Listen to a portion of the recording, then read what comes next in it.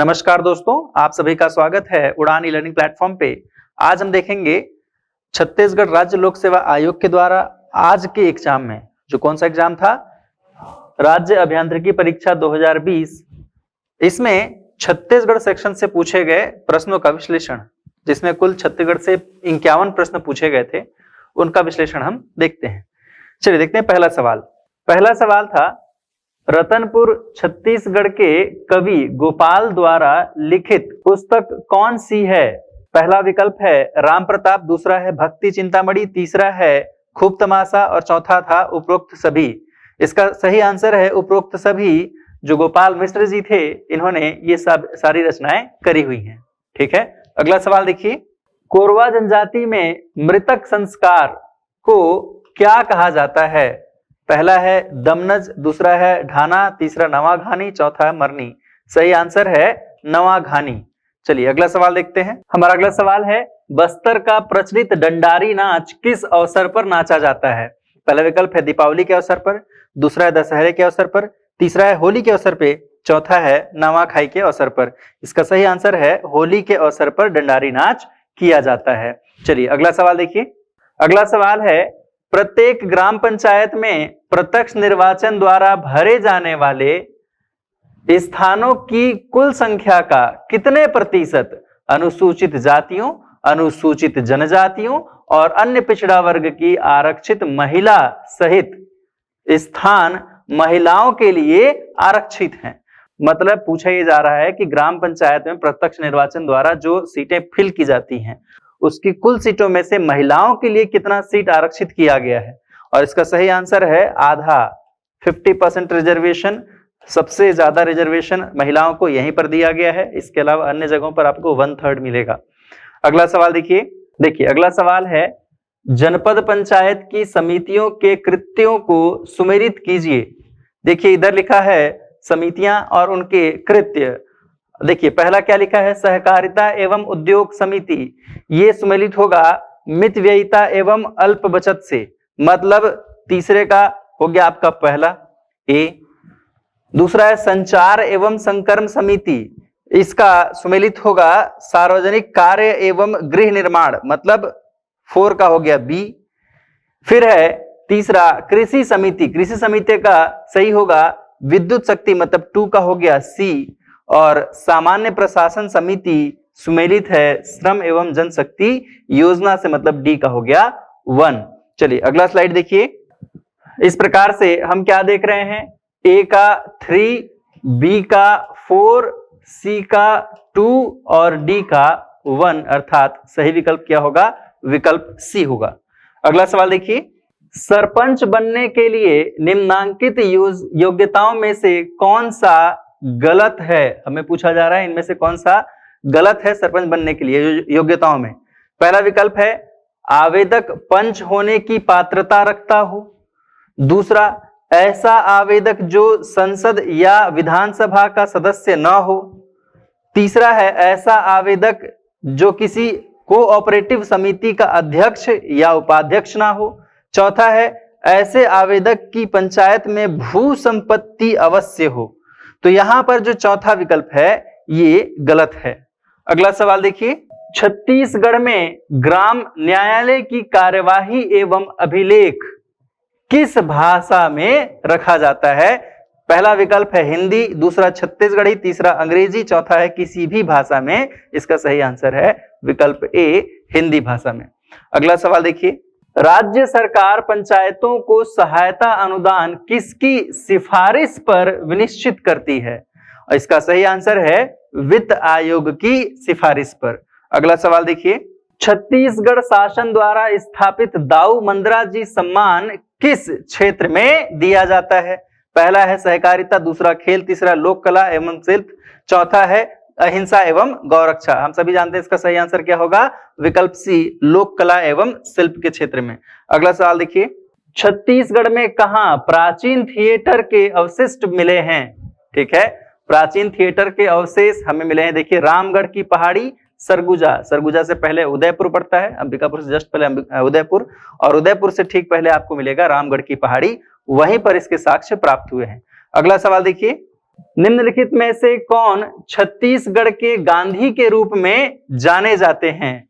पहला रविशंकर शुक्ल, दूसरा सुंदरलाल शर्मा, तीसरा ठाकुर और प्यारेलाल सिंह, चौथे खूबचंद बघेल जी। सही आंसर है पंडित सुंदरलाल शर्मा जी। अगला सवाल देखिए, अगला सवाल है बेवरा आदिम कृषि किस जनजाति द्वारा की जाती है? पहला विकल्प है हलबा, दूसरा कोरबा, तीसरा भतरा, चौथा बैगा। देखिए ये जो बेवरा आदिम कृषि के बारे में पूछा जा रहा है, इसके दो विकल्प हैं, एक कोरबा और दूसरा बैगा। एक्चुअली ये कोरवा है, कोरवा और बैगा इन दोनों में ही क्या है, कंफ्यूजन है। बुक्स में दोनों ही नाम में दिया हुआ है कि ये लोग क्या कहते हैं, बेवरा आदिम कृषि करते हैं। स्थानांतरित कृषि को बेवरा के नाम से जाना जाता है। तो अब ये देखना होगा कि आयोग क्या आंसर लेता है। अब वो कोरबा भी ले सकता है या बैगा भी ले सकता है। ठीक है, अगला सवाल देखिए, स्त्रियों के माथे पर गोदना गुदवाना किस जनजाति की विशेषता है? पहला है देखिए बिरहोर, दूसरा प्रधान, तीसरा अगरिया, चौथा बैगा। इसका सही आंसर है बैगा। अगला सवाल देखिए, रेला गीत किस जनजाति का प्रमुख गीत है?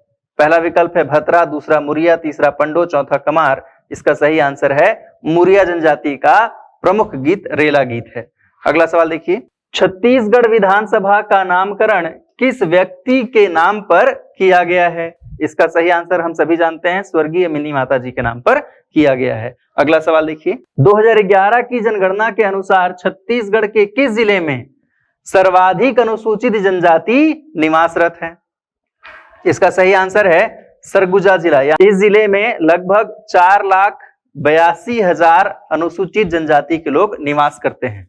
चलिए अगला सवाल देखिए, छत्तीसगढ़ राज्य के प्रथम पुलिस महानिदेशक कौन हैं? इसका सही आंसर है एसएम शुक्ल, मोहन शुक्ल जी।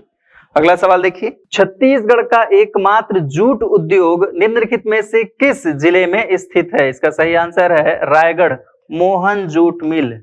ठीक है, अगला सवाल देखिए, छत्तीसगढ़ गोधन न्याय योजना का प्रारंभ किस पर्व से हुआ? इसका सही आंसर है हरेली पर्व, 20 जुलाई। इस दिन गोधन न्याय योजना की शुरुआत छत्तीसगढ़ सरकार के द्वारा करी गई थी। अगला सवाल देखिए, छत्तीसगढ़ सरकार द्वारा स्वामी आत्मानंद शासकीय इंग्लिश मीडियम स्कूल योजना के तहत प्रथम चरण में कितने इंग्लिश मीडियम स्कूल शुरू किए जा रहे हैं? इसका सही आंसर है 52। ठीक है, इस योजना के तहत प्रारंभिक तौर पर अभी 52 स्कूल खोले जाएंगे जहां पर इंग्लिश मीडियम में क्लासेस ली जाएंगी। चलिए अगला सवाल देखिए, छत्तीसगढ़ सरकार ने किसानों की फसलों की सुरक्षा और उनकी आय बढ़ाने के लिए कौन सी योजना प्रारंभ की है? देखिए इस क्वेश्चन में भी विवाद की स्थिति है। एक तो देखिए यहाँ पर रोका छेका अभियान और दूसरा जो है राजीव गांधी किसान न्याय योजना, इन दोनों को लेकर के विवाद हो सकता है। हमें देखना होगा कि आयोग इसका आंसर क्या लेता है। ज्यादातर चांसेस है कि रोका छेका ले और उसके बाद दूसरे नंबर पे आपको मिलेगा राजीव गांधी किसान न्याय योजना। ठीक है, चलिए देखते हैं अगला सवाल। छत्तीसगढ़ सरकार द्वारा कोविड महामारी के दौरान मार्च 2020 से कक्षा 1 से 10वीं तक के विद्यार्थियों को ऑनलाइन शिक्षा उपलब्ध कराने के लिए कौन सा एप्लीकेशन लाया गया? हम सभी जानते हैं कि लॉकडाउन मार्च से लगा हुआ था और इसी बीच में सरकार ने बच्चों को पढ़ाई ना रुके इसके लिए एक योजना लॉन्च करी थी जिसका नाम था पढ़ई तुहर दुआर। ठीक है, विकल्प बी इसका सही आंसर होगा। अगला सवाल देखिए, कौन सी गुफा चूना पत्थर गुफा है जो कांगेर चूना पत्थर बेल्ट पर गठित है? इसका सही आंसर है कोटमसर गुफा। चलिए अगला सवाल देखते हैं। हमारा अगला सवाल है 2011 की जनगणना के अनुसार किस जिले में सबसे कम जनघनत्व है? पहला विकल्प है दंतेवाड़ा, दूसरा सुकमा, तीसरा नारायणपुर, चौथा बीजापुर। इसका सही आंसर है दंतेवाड़ा जिला। इसका आंसर है 40 व्यक्ति प्रति वर्ग किलोमीटर। चलिए अगला सवाल देखिए, छत्तीसगढ़ की जलवायु के संबंध में निम्न में से कौन सा कथन सत्य है? चलिए पहला कथन देखिए, छत्तीसगढ़ में उत्तर भारत की ठंडी हवाएं नहीं आती हैं। दूसरा, छत्तीसगढ़ का पश्चिमी भूभाग पूर्वी भूभाग से अधिक आर्द्र है। तीसरा, छत्तीसगढ़ में मानसून बंगाल की खाड़ी की शाखा से आता है। चौथा, तापमान वर्ष भर सामान्य रहता है। तो इसका सही आंसर है विकल्प सी, छत्तीसगढ़ में मानसून बंगाल की खाड़ी की शाखा से आता है। चलिए अगला सवाल देखिए, उत्तर छत्तीसगढ़ प्रदेश की सर्वाधिक उच्च भूमि है। पहला है सरगुजा बेसिन, दूसरा है हसदो रामपुर बेसिन, तीसरा है छुरी उदयपुर की पहाड़ियां, चौथा है चांग बखार देवगढ़ की पहाड़ियां। इसका सही आंसर है चांग बखार देवगढ़ की पहाड़ियां। चलिए अगला सवाल देखिए, दक्षिण दुर्ग जिले के दल्ली राजहरा की पहाड़ियों में किस प्रकार का लौह अयस्क पाया जाता है? पहला है हेमेटाइट, दूसरा मैग्नेटाइट, तीसरा सीडेराइट, चौथा है लिमोनाइट। इसका सही आंसर है हेमेटाइट प्रकार का लौह अयस्क पाया जाता है, जो कि सबसे उच्च क्वालिटी का आयरन ओर माना जाता है। अगला सवाल देखिए, सूची 1 को सूची 2 से सुमेलित करें तथा नीचे दिए गए कुटके से सही उत्तर को प्राप्त करें। सूची 1 सूची 2 देखते हैं क्या लिखा हुआ है। सबसे पहला लिखा है उत्तरी भाग। देखिए यहाँ पर सूची 2 में उत्तरी भाग में क्या है? बघेलखंड और सरगुजा, ठीक है, मतलब तीसरे का क्या हो गया? ए।